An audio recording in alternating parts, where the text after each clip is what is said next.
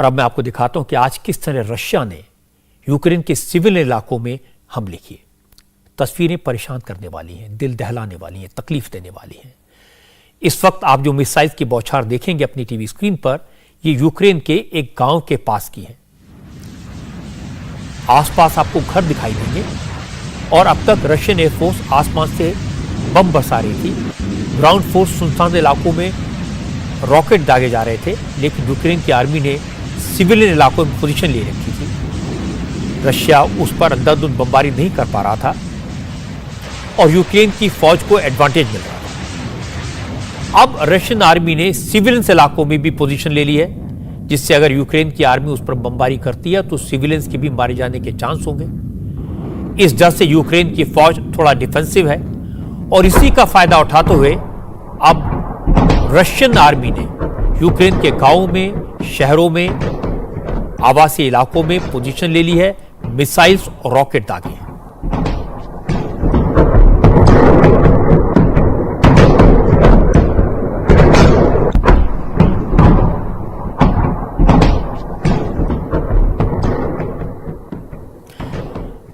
Russia के missile attack में आज लुहांस्क प्रोविंस में एक तेल के डिपो में आग लग गई। लुहांस्क यूक्रेन का वही प्रांत है जिसे रशिया ने कुछ दिन पहले अलग देश के तौर पर मान्यता दी थी, लेकिन अब भी यहां यूक्रेन की फौज है, उसका गोला बारूद है, जरूरी सामान का भंडार है। इसी को बर्बाद करने के लिए रशिया ने आज यहां मिसाइल्स फायर किए और तेल के गोडाउन में आग लगने के बाद की तस्वीर मैं आपको दिखा रहा हूं। युद्ध के दौरान पेट्रोल डीजल की अहमियत बहुत होती है, उतनी अहमियत जितनी कि हथियारों की होती है। डीजल नहीं होगा, पेट्रोल नहीं होगा तो आर्मी का मूवमेंट रुक सकता है। इसलिए नेटो यूरोपियन फेडरेशन ने भी यूक्रेन को हथियार भेजने से पहले डीजल भेजा था, जिससे यूक्रेन की सेना के मूवमेंट पर किसी तरह रोक न लगे। अब रशियन आर्मी यूक्रेन के ऑयल डिपोज को नष्ट करने का फैसला किया।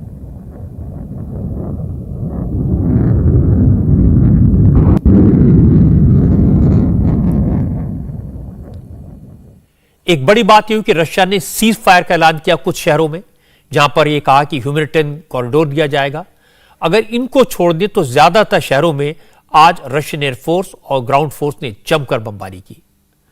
रशिया के मिसाइल अटैक में यूक्रेन के एक एयरपोर्ट पर 9 लोगों की मौत हो गई। रशियन एयरफोर्स ने कैलिबर मिसाइल से इस एयरपोर्ट को निशाना बनाया।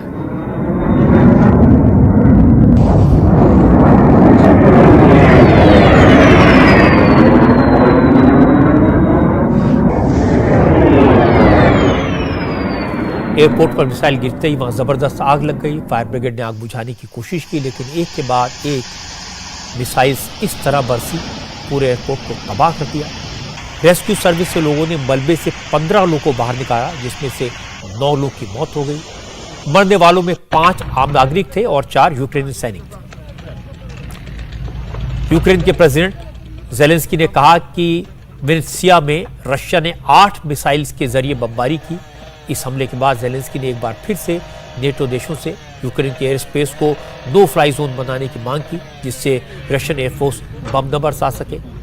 जेलेंस्की ने रशियन अटैक की तुलना आतंकी हमले से करते हुए कहा कि जिस तरह से आतंकवादियों की आर्थिक मदद बंद की जाती है, उसी तरह रशिया के इंपोर्ट और एक्सपोर्ट पर रोक लगा दी जानी चाहिए। अगर नेटो मुल्क यूक्रेन के ऊपर नो फ्लाई जोन नहीं बना सकते तो कम से कम यूक्रेन को फाइटर जेट और एयर डिफेंस सिस्टम मुहैया करा दे, जिससे यूक्रेन अपनी रक्षा कर सके। यदि यूक्रेन के खिलाफ रूस आक्रमण जारी रखता है तो इसका मतलब है कि युद्ध रोकने के लिए और शांति के लिए रूस के खिलाफ नए प्रतिबंध लगाने की जरूरत है। नए प्रतिबंध जिसमें रूस से निर्यात, खासकर तेल और तेल के उत्पादनों के निर्यात पर रोक लगाने की जरूरत है। आप इस तरह से भी मान सकते हैं जैसे आप आतंकवादियों को आर्थिक मदद देना बंद करते हैं। इसके साथ ही रूस के आयात पर भी प्रतिबंध लगाना होगा। अगर रूस सभ्य समाज के नियमों का सम्मान नहीं करता है तो उसे जरूरी सामान और दूसरी सेवाएं भी नहीं मिलनी चाहिए। हम इस बात का इंतजार कर रहे हैं कि या तो आप हमारा एयर स्पेस क्लियर करवा दें या फिर हमें फाइटर प्लेन और एयर डिफेंस सिस्टम दे दीजिए, जिससे हम अपने एयर स्पेस को रूस से खाली करवा सकें। इंडिया टीवी हर वक्त हर जगह डाउनलोड करने के लिए सर्च करें India TV news Google play store या